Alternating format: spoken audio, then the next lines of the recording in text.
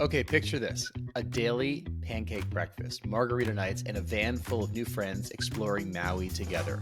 That's the Howzit Hostel experience. Wait, hostels? We're like, what do you mean hostile? And the real estate agent picked up on this curiosity and he started sending us all of this information on how the global hostel industry has moved forward in a significant way and how it was this great opportunity. And with my business partner's background in short-term rentals, we were like, time out. Wait a minute. What? We've all heard about short-term rentals and boutique hotels, but have you ever considered investing in hostels? Our guest, Nate St Cyr, shares how he turned an overlooked concept into a thriving business.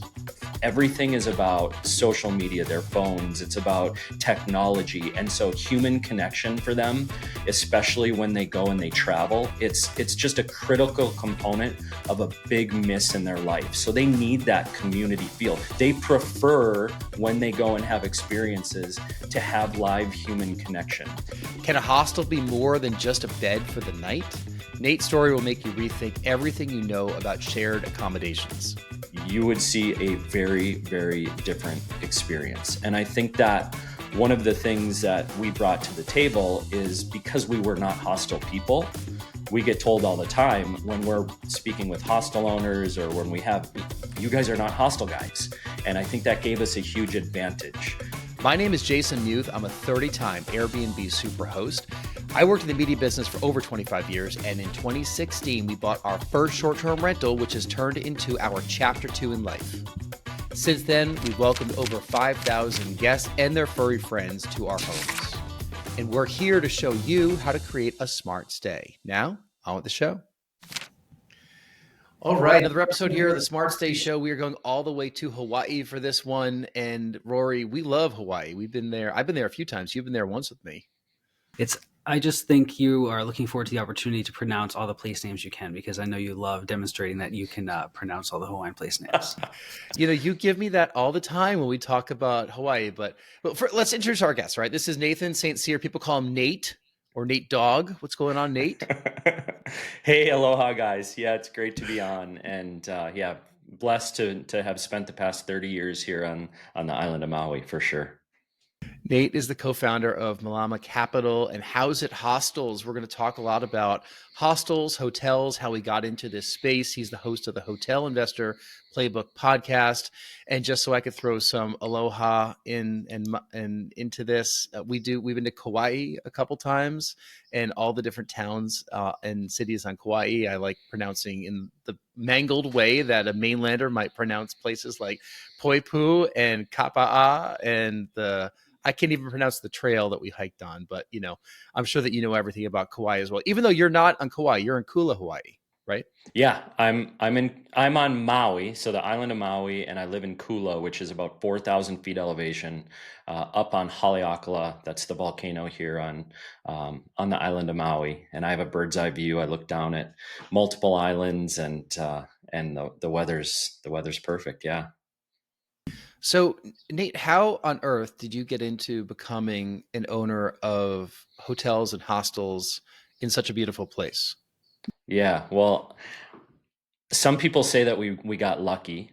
I would say that a lifetime's worth of work and preparation led to us recognizing that there was an opportunity. My business partner and I, he had a background in short-term rentals, and so, and in fact, here on Maui, I missed out. The regulations came rolling down really, really quickly. We had been colleagues. I'd recruited him. So we'd worked together for over 5 years. So we knew each other very well. We knew that we had strengths that were very complementary of each other.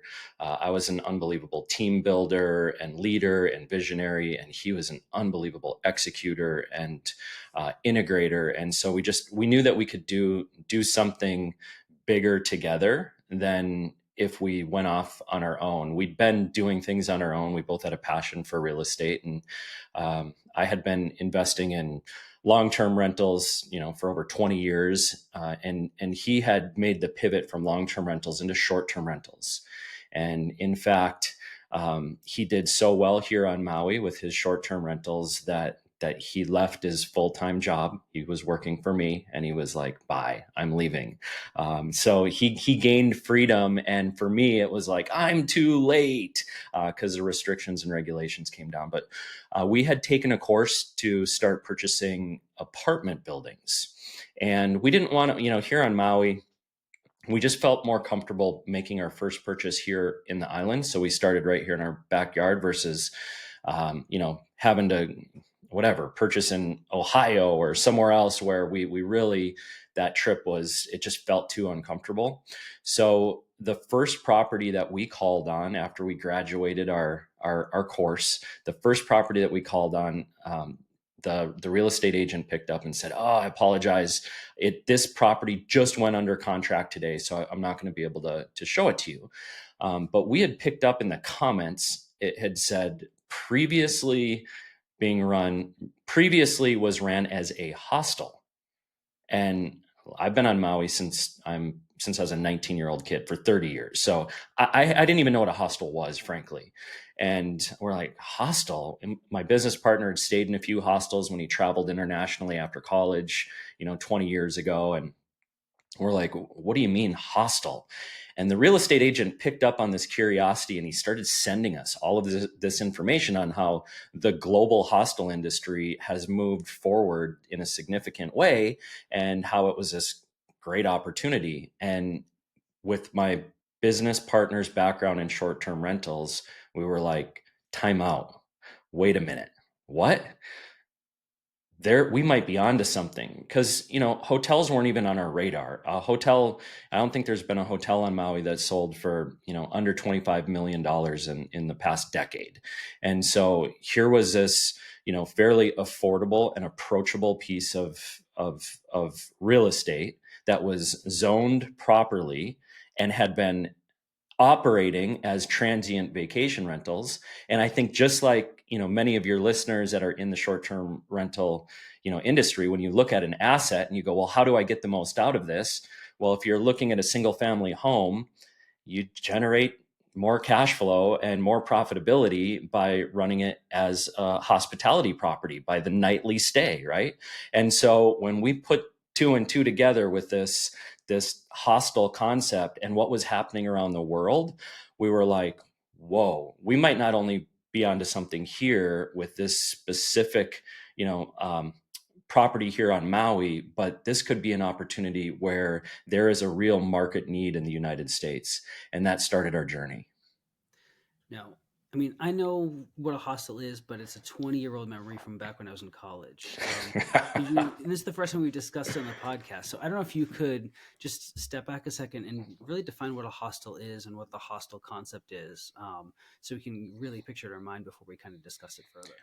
Well, let's first of all just address what most people picture when they picture a hostel. So there's probably what a hostel is to most people and what comes in their mind. They think of, especially here in the United States, they think of more of just a rundown, cheap bed, backpackers, the cheapest thing you could possibly get, a somewhat scary situation that you're entering into.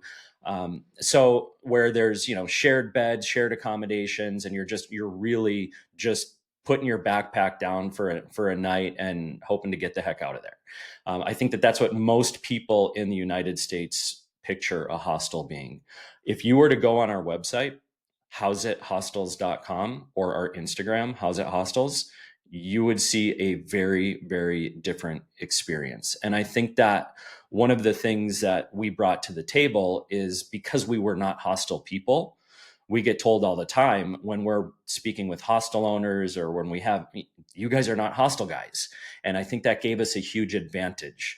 We were able to look at the hostel concept where you maximize revenue based on shared rooms, bunks in rooms where you're by the bed versus by the room. And that's really the difference. And then there's one of the main components of a hostel is that we create everything from design to experience to bring people together. And so we have a common space where there's where we have gatherings every day where people go down and have pancake breakfast together, and there's a community kitchen. We have a on one side of the common space there's a bar and a karaoke stage, and there's pool tables and foosball tables where people come together at the end of the day and they have an absolute blast, and we put on margarita nights, and then it's all about the experience. So the hostel is really the place where you sleep is hey, it's a bed, right? And we have mixed accommodations, some private rooms where you can actually get a queen size bed by yourself, and then other rooms that are dorm beds that have different price points associated to each one. But really the concept of the hostel revolves around community and experiences.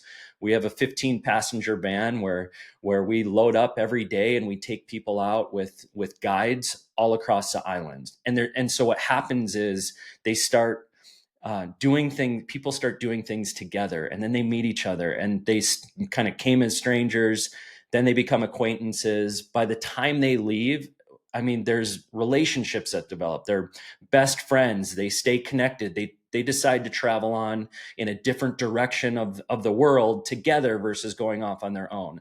So it's a really community centric experiential stay that we've taken a little bit more of the European and some of the Asia, some of the big branded properties out there that are design forward and that create a very different experience than what most people think of when in the US when they think of what a hostel is. I'm sure you've created relationships in more ways than one with your clientele. Yeah, that I'm sure. You know, most of the people that come, they're probably not from Hawaii, right? Like they're coming in from other countries or from the mainland. Yeah, we have about 50% international travelers and then 50% from the mainland. In fact, protecting that community is really, really important. We actually make sure that people have onward travel, so they're not. We don't allow local residents to stay with us because that is a challenge in a shared accommodation situation. Is you're protecting the community at all costs, and you don't want someone that's just looking for they have a blowout at home and they're like, I need a cheap place to stay. And then there's drama. And so we are very, very protective, and we have a ton of processes that are set up to ensure that the community feel is protected at all costs. That's a great question. Yeah, with that, do you have a maximum length of stay that you allow people? Do you have certain channels of booking that you require to kind of help make sure that you keep the community atmosphere right? 14. Yep. That's a great question. 14 nights. And again, somebody could be coming from, California, and they're really coming because they want to find a job and move to Maui. And we're really a traveler's hostel. And so, yes, 14 nights is the maximum stay. That's fascinating because in the short-term rental space, which, you guys have a foot in as well, just in this like nightly accommodation world that we're all in, we think of the many different uh, customer profiles and archetypes of people who stay in all of our properties. We have properties here in New England, 4 in New Hampshire, 1 in Provincetown, Massachusetts, where Pride Away Stays is, and then we co-host other people's properties in Provincetown. But it's a very single family condo situation, individual townhouses or homes or anything. And the people that are coming for a variety of reasons. We have the transient population that are just kind of passing through. We host a lot of people who are coming to visit family, coming for weddings, coming for graduations. They're going to P-Town to party. They are looking for longer accommodations because they're having a problem at home. It could be a mechanical problem at home or remediation they have to do or something, and your customers are very different from all those other ones that we in the short-term rental space are actively looking for people. I mean, I'm sure you've talked to medium-term rental people all the time. We're all looking for places or humans to fill our properties during the not so busy seasons. And the easy way to do that is with the travel nurse population and those types of folks. Your customer profile is very different from that, which is, ones that we haven't really thought of that much in the short-term rental space. And the traveler community is probably quite a community of folks that decide that they want to hit the road and see the globe. And, I bet that that's a lot of the people that are coming to hostels these days. I had my preconceived notions as to what a hostel's all about also from my few experiences after college in shared dorm spaces in very questionable places throughout Europe. And your properties are clearly not that from all the imagery and how you've described it. The community element is fascinating. And Rory's done some work in co-working spaces. It almost feels a bit like co-working with a little bit of co-living, but you got to get out after 14 days. Yeah, well, I would say that okay, that yeah, there's number one, I think it's critical whether your short-term rental, whether if you're building a brand, then identifying at the end of the day who your avatar is just so critical to success, right? And so for us, we identified, look, I'm not at this point in my life, I'm not going to go and stay in a hostel, right? I'm not going to. I'm a 49-year-old man that has a wife and two daughters, and we're not going to go. I'll go walking through a city, and I want to stay in the penthouse in the nicest hotel in the city, right? Like that's what fires me up. But I'm not the avatar, right? So we know very well that our avatar is really the 20 to 30 year olds. And if we look at Generation Z, if we look at Gen Z and look at what they value, and what they've, because you brought up a really good point about co-living and some of these different things. Gen Z has grown up where, number one, they need community in their life. Everything is about social media, their phones, it's about technology. And so human connection for them, especially when they go and they travel, it's just a critical component of a big miss in their life. So they need that community feel. They prefer when they go and have experiences to have live human connection. So community is important to them. But secondly, if you really think about their life, they've grown up with these things that you just talked about as just normalities. Co-living, Uber, shared space, shared accommodation, shared workspaces. So all of these things, their mindset is very, very different than what your mindset or mine is based on our life experience. And we've found that this is, man, I'm involved with different communities that have, like you had Jesse Ray on, who was in the co-living space.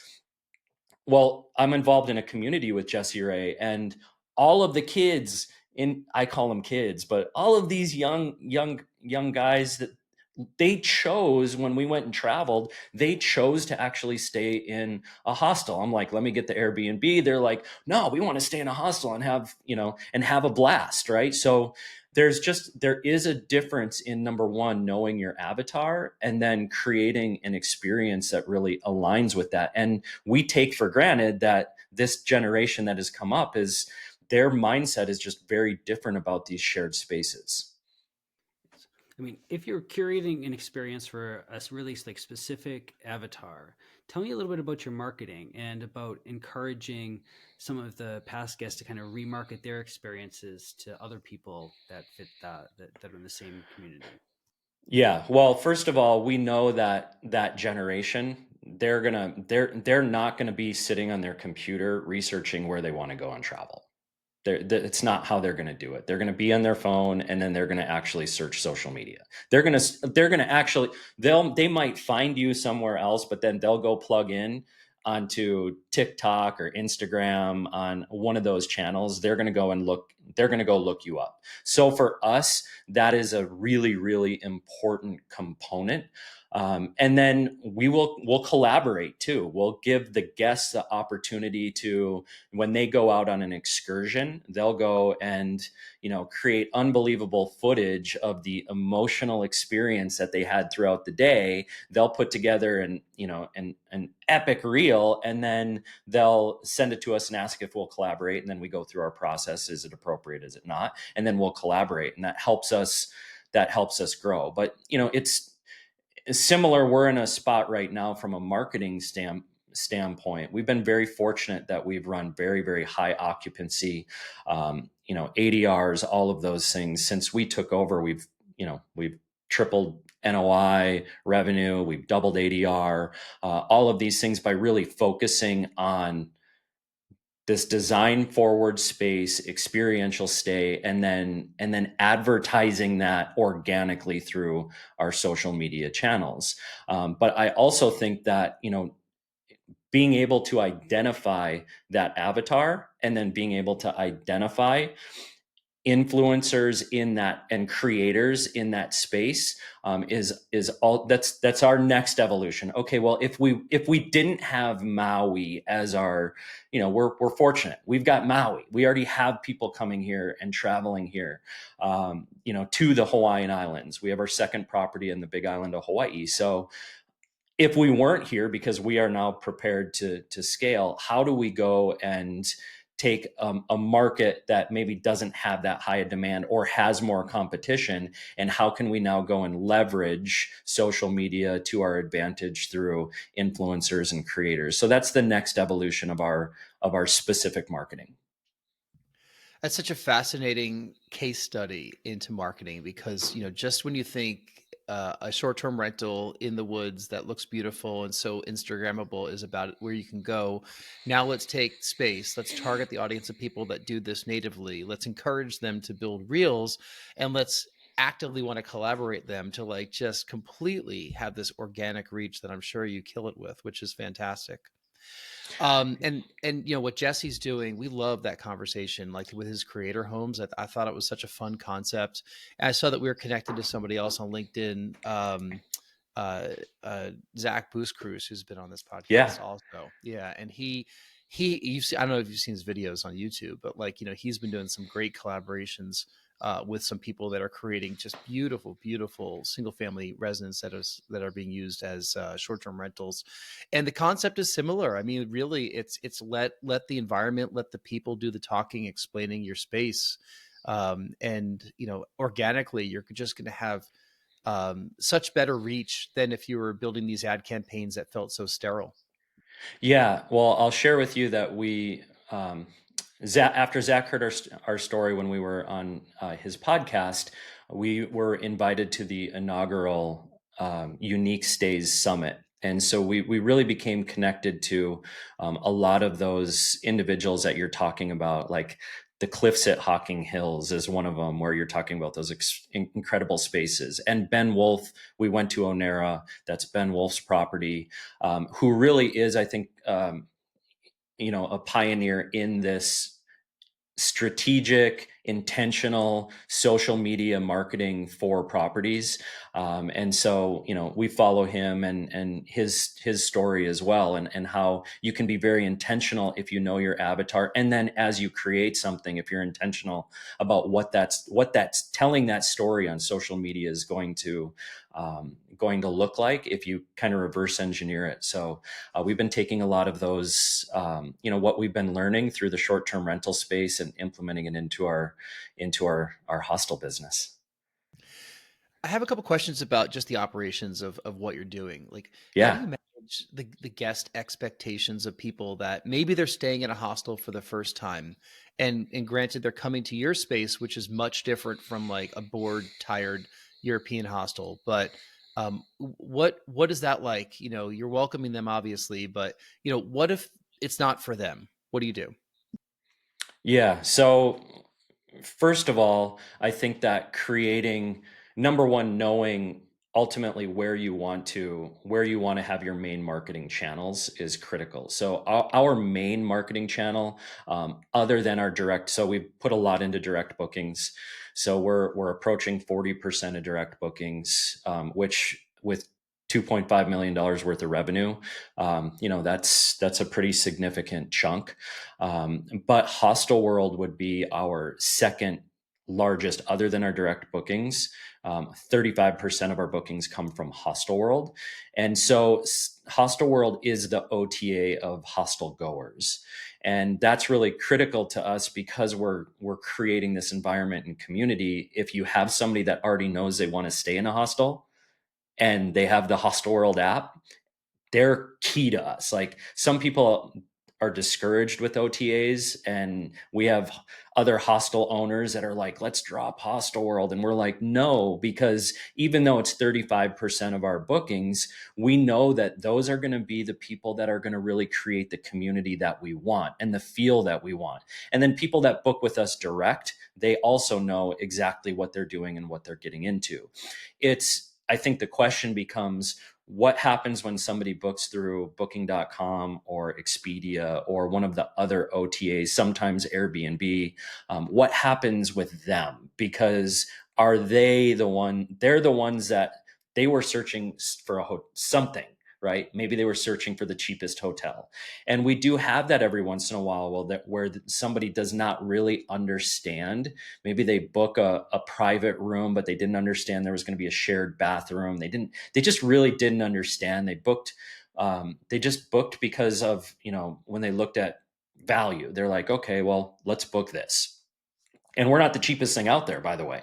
So, they probably saw photos and they're like, oh, this place is really nice. But look, if they come in and they're not happy, or they're like, we didn't understand what this was, then we refund them. All right, well, we do our best to help them find something that would suit them here on Maui that's better. We'll make suggestions. Our communication. So again, not coming from having a hostile background, when we started our journey, we knew nothing about it.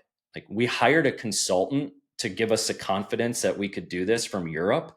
And he helped us open. We were going to shut down and go through renovations. He's like, no, you should learn. Use this opportunity before you rebrand to really learn.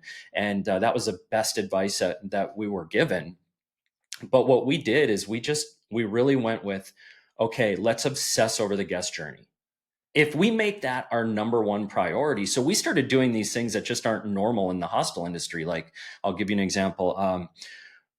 Let's 3 days prior to everybody coming, let's give them a welcome call. We call it the aloha call. So 3 days prior to every single person arriving, they get a voicemail, or they pick up the phone and it's, hey, aloha, we're stoked to have you. Can't wait to have you. Just wanted to let you know that we're excited. If there's anything you need, don't hesitate, right? Let us know. If you go or check out the website. If you have any questions, there's a little chat box there. And that's, driven by AI that has, basically looked at every single communication that we've ever had with a guest, and already can take 80 to 85% of the questions that are asked and provide people with the right answers. And if they don't get the right answer, then funnel it back to one of our staff. We have 24/7 reception. So instead of going away from, the whole moving towards the staff light remote concept, where we do the opposite. We're like, the guest experience is absolutely everything to us. When we do when we go in and look at our financials versus another hostel's financials, they're going to be very, very different. Look, we're going to bring in more revenue and we're going to have higher ADRs, but we're also going to have a staffing cost that's more significant than anybody else around us. So those decisions that we've made about the guest experience, they allow us to communicate with guests, to set expectations. And then if an expectation isn't met, then we're able to really obsess over them first of all and be like, look, what's most important for you? What can we do for you to make this situation right if you had a different expectation? So that's just the culture that we have with our entire team. How do you recruit your team? I know in the traditional STR model, just finding good help, particularly in resort markets, is really difficult. So how do you find and retain good people? We have an absolute bench. Like, we have more people that want to work for us. We took this concept of, let's become the employer of choice in this industry. Like, that was like one of the first things as we were doing our first interviews with people. We told them, we're not looking for people that want a job. We're looking for people that want to be a part of something special, and we're going to be the employer of choice. So one of the things that we recognize with the hostel community, almost 90% of our team they stayed with us. So they started by staying with us. And then they recognize they want to be a part of this. Remember, it's a community centric, we're almost marketing to this community. And then we go and offer a career to these people that are coming through, and they're like, oh my gosh, I could have travel. So we recognize that hostel goers, they have a passion for travel. So why don't we go and align our business model with that? We offer up to 6 weeks of paid vacation. Year one, they get 4. And then they get to add on a week to that and a week to that. So they get up to 6 weeks.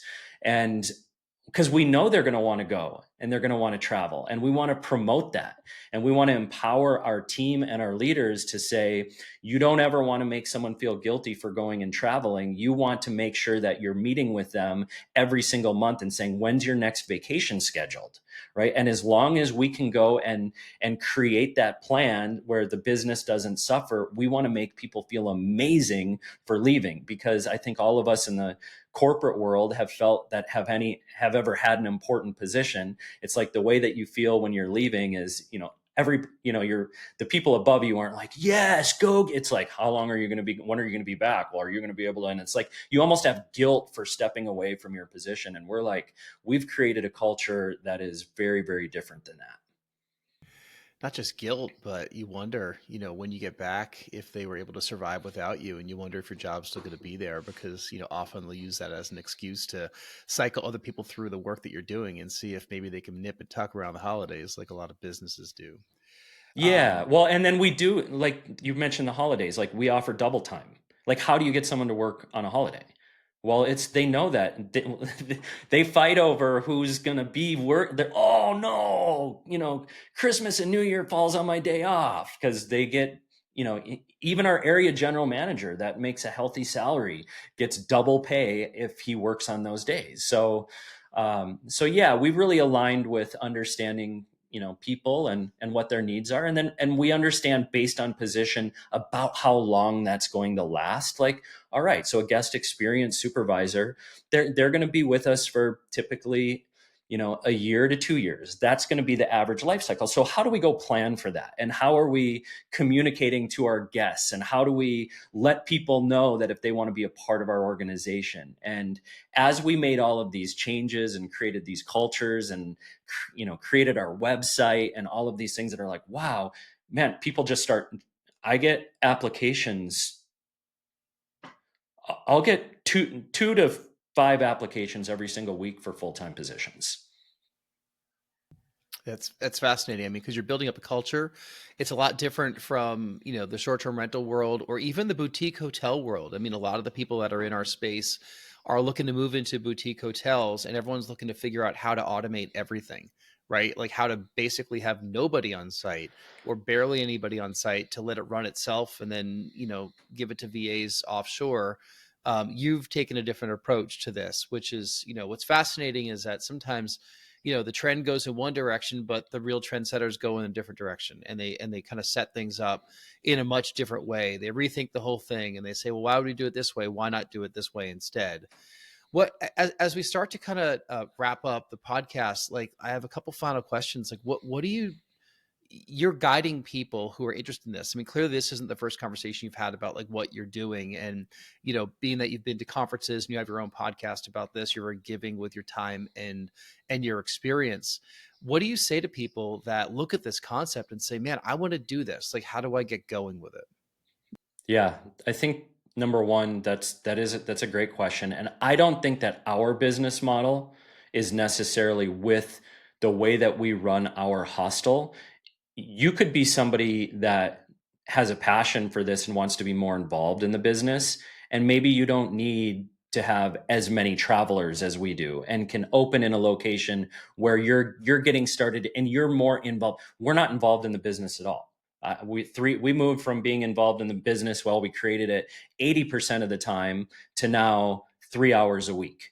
right? So that's not going to be where everybody's going to start. And to do that, we've learned that you have to have a very specific parameter about what type of place. We need high volume of traveler, where we have the opportunity to really, low competitors, high volume of traveler, high ADR. And we actually go into areas where there are restrictions and limitations on short-term rentals. So those are the places that we target for our business model. But that part isn't for everyone. And so first of all, number one, you can plug in, and we talk about our business model all the time on the Hotel Investor Playbook. So that's our podcast where we do teach people how to do this. But I want to also answer the question that you said about there's a lot of people in the space that they're going in a different direction, right? They're going in the direction of boutique hotels, or they're trying to optimize everything. And I don't want to say that our hostel business model is the right way to do something. It's the right way to do something for this specific experience. And I think the piece that people are missing, because there is a shift from short-term rentals for some people that have had experience, and they either want to scale up, or they're nervous about restrictions and limitations and regulations and whatever, or saturation, and so they're like, okay, I'm really interested in shifting towards that boutique hotel space. And there's a lot of people that are doing that. But this is a part that I think gets missed. At the end of the day, we are all representing hospitality assets. It's absolutely critical to understand what hospitality you're delivering. What does that asset need? What hospitality are you going to deliver in the end? Because there is a space for, like you said, fully remote, optimized hotels, right? There is a space for that, but you better be darn clear that if that's what you're going to offer, that you're dealing with the right avatar. Because I think what people do is they'll go and they'll just be like, oh, here's how you do it. You take the STR business model of remote, optimized, and then you just go plug it into a hotel and we're going to be good. But they don't think about, but wait a minute, is that in that market, with the competition that's there, with the ADRs and occupancies that exist, are you going to be able to compete? And this is a piece that I think gets missed a lot as we have these conversations of people shifting from STR into hotels, is they're not getting clear on that piece. Yeah, it's a great point, and it's never come up really because everyone just talks boutique hotels and how do I get my systems in place and move on. I mean, hospitality, the group that I'm in, the STR Secrets Mastermind group, like hospitality is definitely, high up the list. Everyone gets that we want to race to the top and not to the bottom. And, we're all, proud of, our star ratings that are much better than like the national companies because we've learned how to infuse hospitality into the real estate entrepreneurship that we do. But yeah, you make a great point. I mean, like the danger is that you lose that touch, when you are going to scale, because a lot of people move into boutique hotels because they're just not quite bored of the short-term rentals, but yeah, the regulations, the new challenge, the want to get bigger, so you bring a whole nother way to approach that for people that are looking at these commercial assets. Because frankly, as a commercial asset, there certainly is a way for it to scale up, monetarily and value wise a lot better if you shore up the balance sheet, as opposed to like a single family residential home, which you're really, relying upon the other market of the properties that are around you. Yeah, that was the number one driver for us it was a gift that the regulations and things occurred, but that's why we started with the apartment building concept, right? We really wanted to control long-term generational wealth. And at the end of the day, when we looked at, all right, well, Mike was having all this success, he created freedom with cash flow through his short-term rental, but he also knew that's where it stops. Like my home is still worth what my home is worth in that neighborhood. And if we want to go and take this to the next level on the wealth building side, right, we really can take that. And the better we go and execute and take control over our business, we're going to be rewarded for it in the forced equity that comes with that. And that's the exciting part for us now is, all right, now we've learned and understood that we're in control here, but we also have a deep understanding of the hospitality side. And it's the biggest piece that gets missed in what we're seeing in the shift, because we are teaching people, right, with the Hotel Investor Playbook. So what through different masterminds we've been involved in, it's just so common that part is missed. Like hospitality has to be central to what we're all doing. We'll put links to all your websites in the show notes here. Where'd you come up with the name Howzit Hostels? What's that mean? Yeah. So Howzit is, if you're local in Hawaii, that is the greeting. So it's a shaka, it's a head nod, it's, hey, how's it? And so for 30 years, and it has a deeper meaning, because Howzit's like, it's all encompassing. It's the aloha. It's what you're saying is, hey, you and I have something in common, right? We have something in common. We're both from here. We're rooted here. And so that Howzit for us in our business, it's that same message of being rooted and having that connection. That's a cool story behind that. I actually was not aware. I probably should have done my homework beforehand. It's probably equivalent to things being wicked awesome here in the Northeast, right? Yeah, there you go. Yeah, man. Hey, listen, Nate, best of luck with everything. Thank you. We're not the ones that need to say it to you, because you're doing some fantastic work. And, we hope to see lots of Howzit Hostels, or however you're going to brand them, in other markets as you continue scaling your business. We'll look forward to visiting if we're ever in Hawaii again. I hope you accept some kids. We got a 5.5-year-old in tow these days. Awesome. We do. That's good to know. Rory, I have a feeling Cecily would love this experience also. Like, she's just so enamored with new spaces, and the fact there's a shared space, she would just become friends with everybody. She'd be the life of the party. Although virgin margaritas, she's still not quite of age yet. Yeah, fair.